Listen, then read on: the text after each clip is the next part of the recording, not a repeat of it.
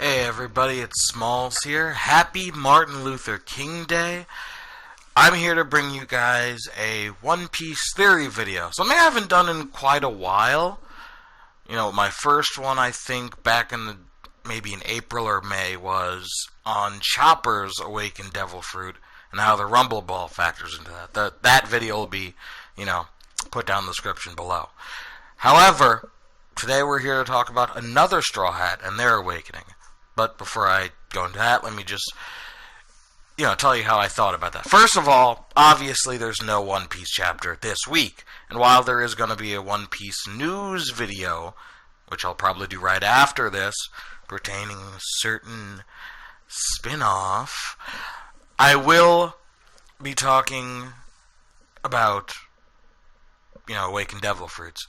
Not just in general, but how it pertains to the story and how it will pertain to the end of the story.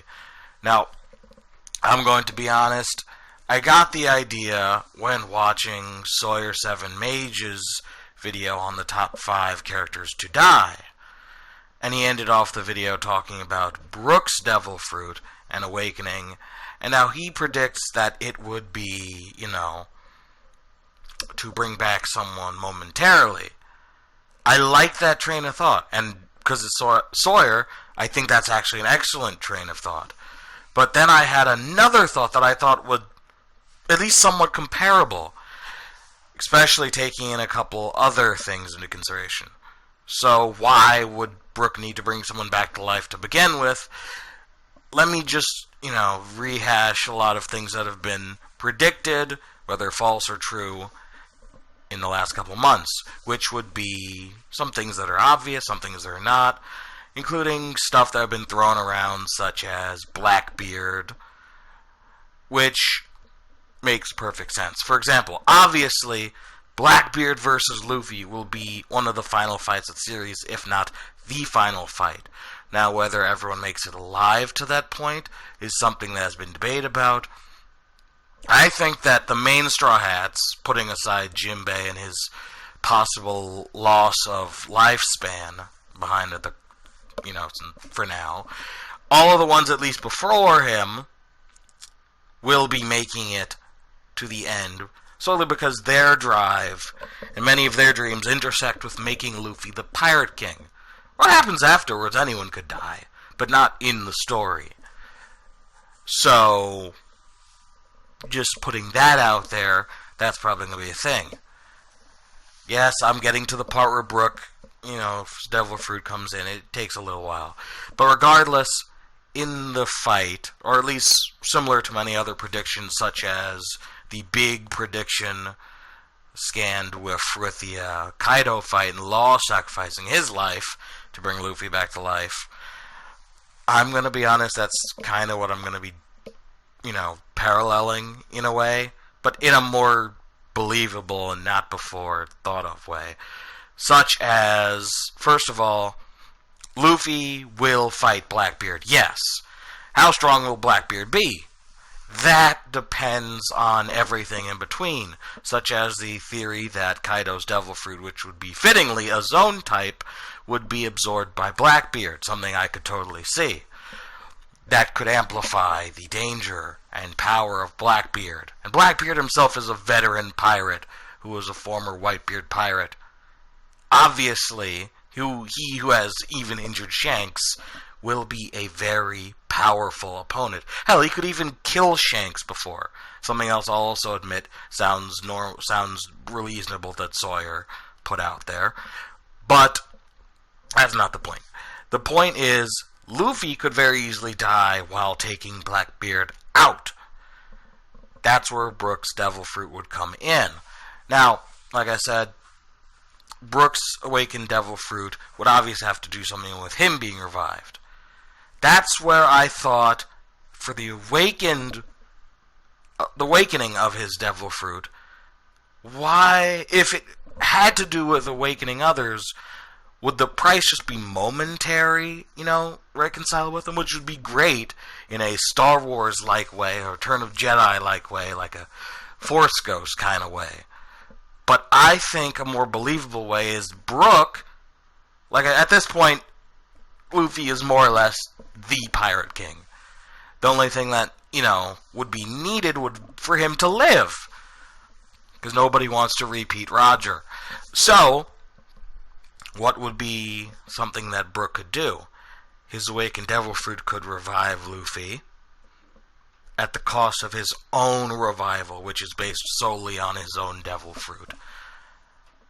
Like, that could be the whole reason of him surviving. He could actually go into, like, a little crisis, like, look back at his life and say, maybe that's why I survived all of those years.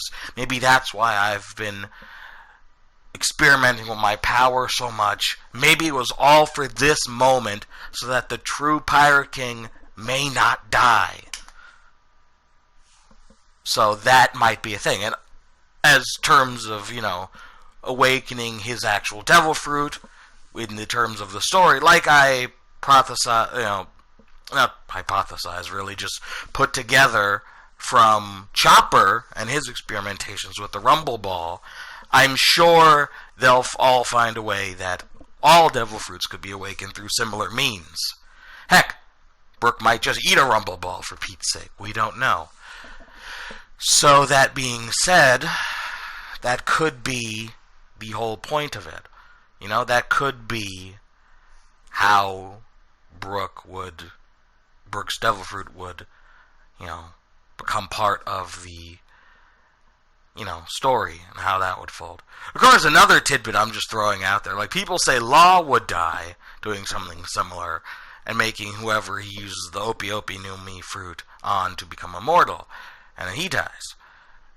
But what if Brook's devil fruit brought him back? Now, that's just a complete other rambling. That's just bullshit that I'm spewing out. That's not my true thoughts. I just pulled that out of my ass.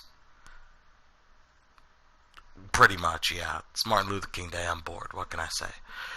So what do you guys think about the whole awakening of Brook's devil fruit? What do you think about it factoring into Luffy? Or do you think that Luffy won't die facing Blackbeard at all? Or, anything like that will not happen? Like, what do you guys think the final arc's penultimate battle would be like? Like, I want to know. Because there are a lot of big battles to go. Such as the fact that Big Mom probably won't be defeated in this current arc. Of course, she could be. It just wouldn't make much sense in terms of current power scaling or story, especially considering 2017 we're going to be getting the Reverie and Wano at some point before the end of the year. It wouldn't make sense to just one-shot her. She's a freaking Yonko.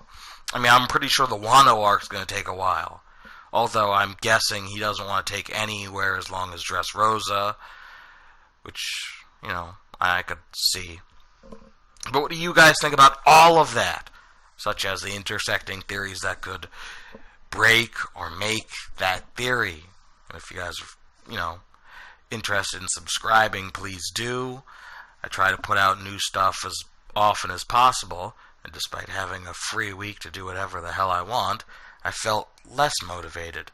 So, as a way to get everything out there, give more motivation to releasing better videos like this, and better, please subscribe. I'm at like 83 subscribers right now at the time of recording.